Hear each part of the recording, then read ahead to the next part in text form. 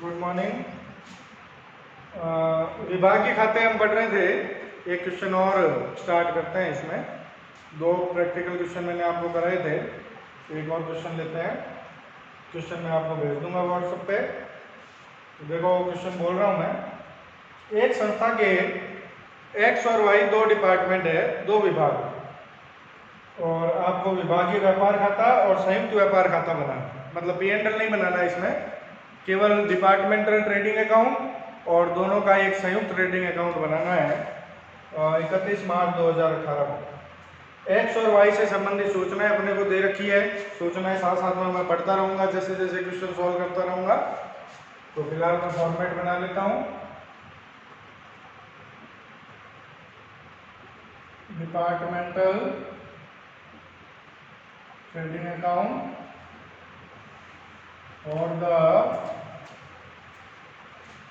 year ended 31st March 2018। दो ही department है, x और वाई।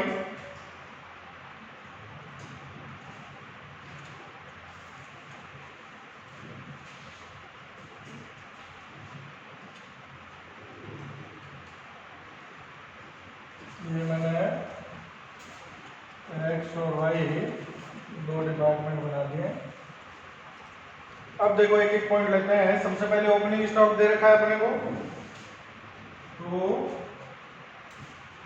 ओपनिंग स्टॉक 20,000 और 12,000 12। परचेज दे रखी है, तो परचेज 92,000 और 68,000। कैरिएज आपको पता है ट्रेडिंग अकाउंट में आता है, डायरेक्ट एक्सपेंस है। दोनों का ही 2,000 है। वेजेज भी डायरेक्ट एक्सपेंस है, ट्रेडिंग में आता है। तो वेजेज 12,000 8,000। सेल्स बाई सेल्स 1,40,000 और 1,12,000। अब देखो कुछ ट्रांसफर है। ट्रांसफर के लिए मैंने आपको बता रखा है, सीधा सा सिस्टम है। जो डिपार्टमेंट दे रहा है, ट्रांसफर कर रहा है, उसको क्रेडिट करना है, और जो ले रहा है उसको डेबिट करना है। तो इसमें बताया purchase goods transfer by purchased goods transfer, और टू में भी लिख देते हैं टू परचेज गुड्स ट्रांसफर। देखो किसने किसको का ट्रांसफर किया है। वाई ने एक्स को किया है 10,000। वाई ने किया है तो वाई के क्रेडिट में आ गया और एक्स के डेबिट में आ गया। और एक्स ने वाई को किया है 8,000, तो एक्स के क्रेडिट में आ गया और वाई के डेबिट में। ठीक है। उसके बाद फिनिश्ड गुड्स ट्रांसफर है, ये भी ट्रांसफर लिख लेंगे दोनों साइड में, by finished goods transfer to finished goods transfer. किसने किसको किया है देखते हैं।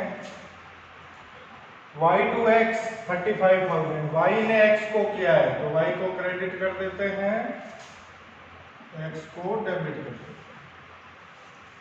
और x ने y को 40,000 का किया है तो x को क्रेडिट कर देते हैं, y को डेबिट कर देते हैं।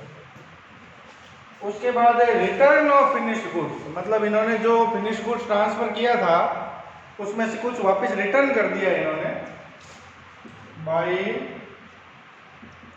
रिटर्न ऑफ फिनिश्ड गुड्स और to return of finished. Return में भी नियम तो वही है, जो दे रहा है उसको क्रेडिट करना है। y ने x को रिटर्न किया है 10,000 का, वाई को क्रेडिट कर देंगे, एक्स को डेबिट कर देंगे, और एक्स ने वाई को रिटर्न किया है 7,000 का, एक्स को क्रेडिट कर देंगे, वाई को डेबिट कर। उसके बाद क्लोजिंग स्टॉक है, Y closing stock. Closing stock दो तरह का, एक परचेज्ड गुड्स का है, एक फिनिश्ड गुड्स का है। परचेज्ड गुड्स का कितना कितना है देखो, 4,500 और 6,000, और फिनिश्ड गुड्स का है 24,000 और 14। उसके बाद नीचे लिखा है कि आपको सूचित किया जाता है कि अंतर विभागीय क्रय माल का हस्तांतरण तो लागत मूल्य पर हुआ। मतलब इन्होंने जो ये परचेज गुड्स ट्रांसफर किया था ये तो लागत मूल्य पर हुआ है। तो मैंने आपको बताया था कि यदि लागत मूल्य पर ट्रांसफर हुआ है तो हमें कोई एडजस्टमेंट करने की जरूरत नहीं। लेकिन ये कह रहा है कि जो तैयार माल फिनिश्ड गुड्स का ट्रांसफर हुआ है ये आपके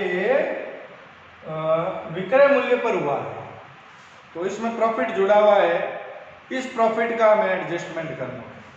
तो एडजस्टमेंट तो या तो जनरल P&L में करते हैं, हम स्टॉक रिजर्व बनाते हैं, और इस क्वेश्चन में तो जनरल P&L बनाना नहीं है, तो कंसोलिडेटेड ट्रेडिंग अकाउंट जो बनाने को कहा है इसने, तो उसमें एडजस्टमेंट करेंगे। और इसने बताया है कि प्रत्येक विभाग का जो तैयार माल का अंतिम स्टॉक है उसमें 25% माल दूसरे विभाग से आया हुआ है। मतलब ये जो तैयार माल का अंतिम स्टॉक है, जैसे एक्स के पास 24,000 का अंतिम स्टॉक पड़ा है, इसका 25% मतलब 6,000 रुपये का माल एक्स के पास वाई से आया हुआ है जिसमें लाभ शामिल है, और वाई के पास 14,000 का स्टॉक है, इसका 25% मतलब 3,500 रुपये का माल किससे आया हुआ है, एक्स से आया हुआ है जिसमें लाभ शामिल है। कितना लाभ शामिल है, तो लाभ की परसेंटेज अपने को निकालनी पड़ेगी। तो पहले हम ग्रॉस प्रॉफिट निकाल लेते हैं दोनों का, टू ग्रॉस प्रॉफिट सी। इन दोनों का ग्रॉस प्रॉफिट आ रहा है, देखो पहले का तो आ रहा है 42,500 और दूसरे का आ रहा है 42,000। अब हमें एक कंसोलिडेटेड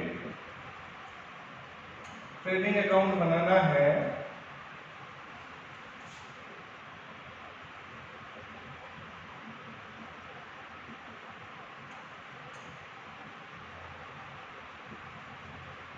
इसमें पहले हम क्या करेंगे, ग्रॉस प्रॉफिट को ट्रांसफर कर देते हैं।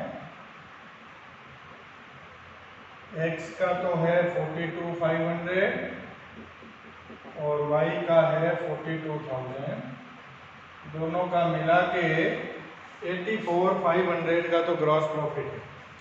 इसके ऊपर स्टॉक रिजर्व बनाना है अपने को। अब कितना बनाना है वो देखते हैं। सबसे पहले तो हमें क्या करना है, प्रॉफिट की परसेंटेज निकालनी पड़ेगी दोनों विभागों की। Calculation of percentage of gross profit on sales. पहले एक्स की निकालते हैं, एक्स का अच्छा ग्रॉस प्रॉफिट परसेंटेज निकालने का फॉर्मूला क्या होता है, जीपी अपॉन नेट सेल्स और मल्टीप्लाई 100। अब देखो एक्स डिपार्टमेंट का ग्रॉस प्रॉफिट कितना है 42,500, नेट सेल्स कितनी है एक्स डिपार्टमेंट की। अब सेल के लिए बहुत ध्यान रखना पड़ेगा, 1,40,000 की सेल ये है, लेकिन एक्स ने जो वाई को फिनिश्ड गुड्स ट्रांसफर किया है ये भी विक्रय मूल्य पर ही किया है, तो ये भी सेल्स की तरह ही है। तो 1,40,000 और 40, 1,80। इस 1,80,000 में से फिनिश्ड गुड्स जो ट्रांसफर किया था इसमें से 10,000 का फिनिश्ड गुड्स वापस आ गया था, तो 1,80 में से 10 का माल वापस आ गया, तो कुल मिला के एक्स की जो सेल है 1,40,000 प्लस 40,000 और माइनस 10,000, 1,70,000 की सेल है एक तरह से। जिसमें 42,500 का प्रॉफिट है, तो इसकी जीपी की परसेंटेज आ जाएगी 25%। इसी तरह से वाई का निकालेंगे, तो वाई का जीपी तो है देखो 42,000, सेल्स कितनी है 1,12,000 प्लस 35,000 माइनस 7,000, तो 1,40,000 की सेल हो रही है इसकी, तो इसकी जीपी का परसेंटेज जो है वो आया है 23%। अब देखो क्या करना है, ध्यान से सुनना।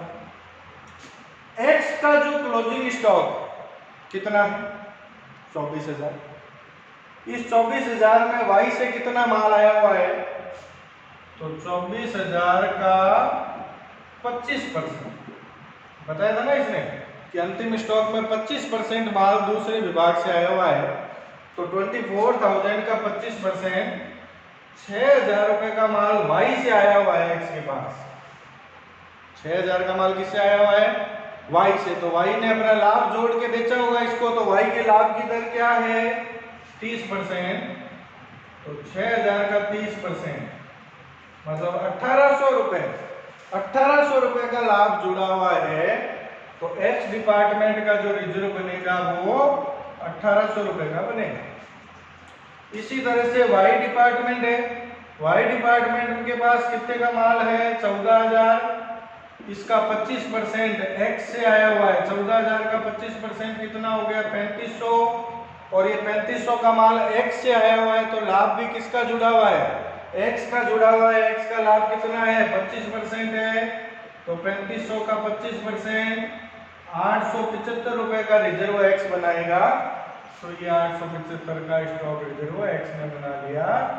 कुल मिला के 2,675 का स्टॉक रिजर्व बन गया।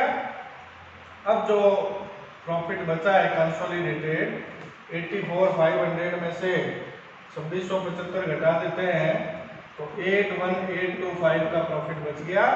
तो इस तरह से इनका कंसोलिडेटेड प्रॉफिट जो है वो कैलकुलेट हो जाए।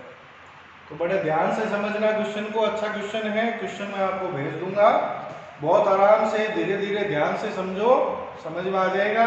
कोई प्रॉब्लम हो तो आप मेरे से पूछ सकते हैं। धन्यवाद।